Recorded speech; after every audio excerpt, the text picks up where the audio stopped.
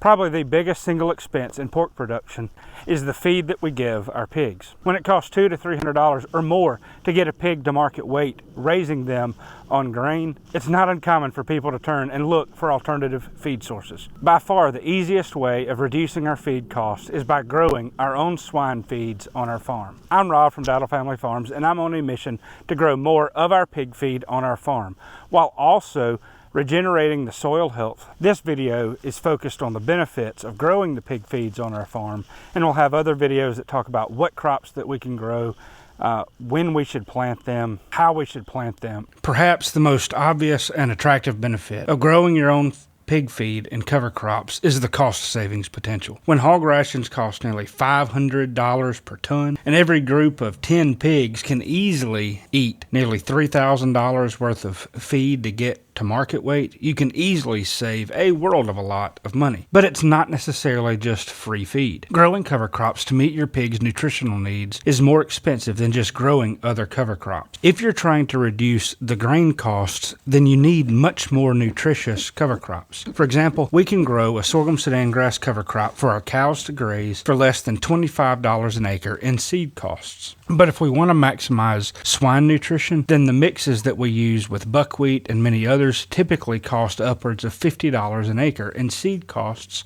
for these crops. Further, we may also have fuel and equipment costs associated with growing these crops. Some crops like clovers are great feed sources for hogs, and they can just be broadcast with nothing more than a cheap hand spreader, while other crops may need to be planted deeper into the soil profile. If you're working the soil a lot, like with a disc or a tiller or a no-till drill, to plant these crops, it can cost $100 an acre or more to get these crops in the ground. But even though your cost to produce may be even up to $150 an acre, but you can still easily receive $300 to $750 an acre in feed value out of it. When you factor these different things together, it may or may not be worth it for you. Of course, how much of the crop the pigs graze influence these cost savings as well. Typically, we're not looking for the pigs to harvest the entire cover crop. For us to do that, we have to graze them for a longer period of time, and they can reduce body condition. We want the pigs in prime body condition, so we grow these more nutritious cover crops, we graze them, and then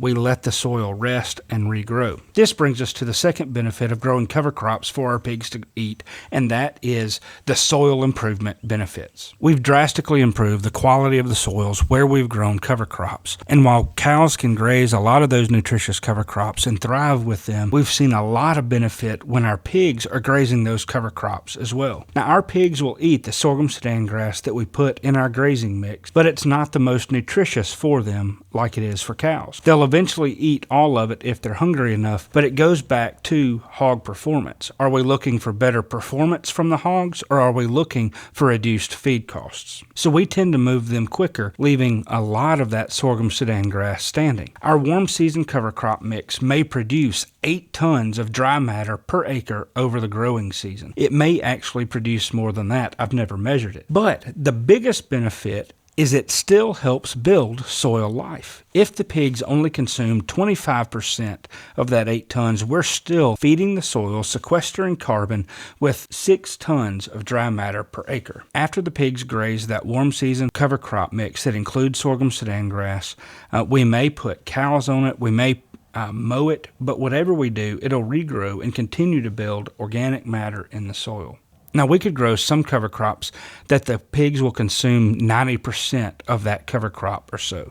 Things like brassicas, clovers, buckwheat, and many others. But they may not build soil quite as well. Similarly, we could grow cover crops and let the pigs graze it without trying to maximize the swine nutrition and the reduction in our feed costs. However, despite which approach we take, we still find that there's great soil building characteristics when we graze our pigs on our cover crops. Environmental benefits are the third benefits that we see of grazing pigs on cover crops, and they're often overlooked.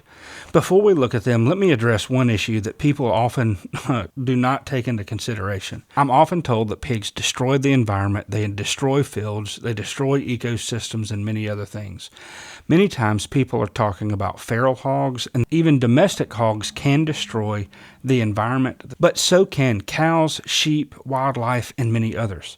Management is key to help determine if whatever livestock is actually offering benefit to the environment and soil health. Growing cover crops for your pigs has many environmental benefits on and off your farm. First, if you're receiving most of your feed off the farm, it likely comes through some sort of monoculture agriculture. It doesn't matter whether you're feeding a conventional feed, organic feed, regeneratively grown feed, non-GMO feed. The vast majority of them, even organic, even regenerative, are typically grown in monoculture agriculture. My ideal of an agricultural system is one in which there's a lot of diversity that's grown together. There's little, if any, monoculture, and there's a lot of diverse feed on the farm. When we grow our cover crop mixes, typically, we have a diverse cover crop mix that we're growing at any one time. We may have anywhere from 3 up to typically 12 or 15 species of cover crops growing at one very time. That diversity helps improve soil health, and it helps improve the ecosystems on the farm. Secondly, that diversity in the cover crop mixes helps promote wildlife, insects, native pollinators, predatory insects, and many, many others. And all of these play a huge role in increasing insect populations, which in turn helps reduce fly pressure from the predatory insects and many others. A third environmental benefit is that the nutrients from the urine and the manure that the pigs leave behind are being used to grow even more of their own food. One of the things that I often wonder about is when we put pigs in forests, how much of the manure are those forests able to assimilate very quickly? I don't have the answers to that. I've looked. Pastures and dense cover crop fields, though, can handle a lot of manure. And of course, there are many other environmental benefits as well. If we increase the organic matter and the carbon in our soils, then our soils are able to absorb more water faster and then hold it for a longer period of time and reduces flooding. It also helps mitigate drought. Of course, there's also the reduction in fuel to transport, harvest, and everything else, the additional feed. Another benefit of having pigs on cover crops is the improved nutritional quality of the meat. There have been several studies that have compared the nutritional differences of pasture-raised pork and conventionally raised pork, and I'm not an expert in this by any stretch of the imagination. Pasture-raised pigs have healthier types of fat, normally twice as much vitamin E and nearly 3 times the amount of vitamin D as conventionally raised pork. Now, there's an animal welfare benefit of growing cover crops for pigs that people really do not consider. One thing that I really enjoy about this is seeing how entertained the pigs are. They seem to get so much fulfillment out of finding and harvesting their own feed. And of course, pigs will always nap, they'll play, and they'll have a lot of fun. But one of the biggest problems for many animals seems to be boredom.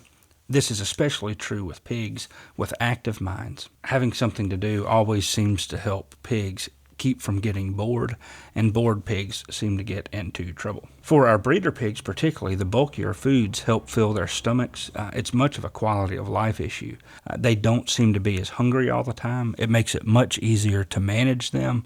They're much more docile and much calmer as well. There are a lot of other benefits on growing cover crops for pigs to graze. But in short, it can save you a lot of time and money. It can improve your soil health. It can improve the quality of the meat. It'll help make your pigs happier. And the next video in this series will help us explore how do you know which crops to choose. Are you going for soil health? Are you going for pig nutrition? But for now, if you're interested in finding how much money we saved in some of our feeding trials last year, check out the video on the right side of this screen here.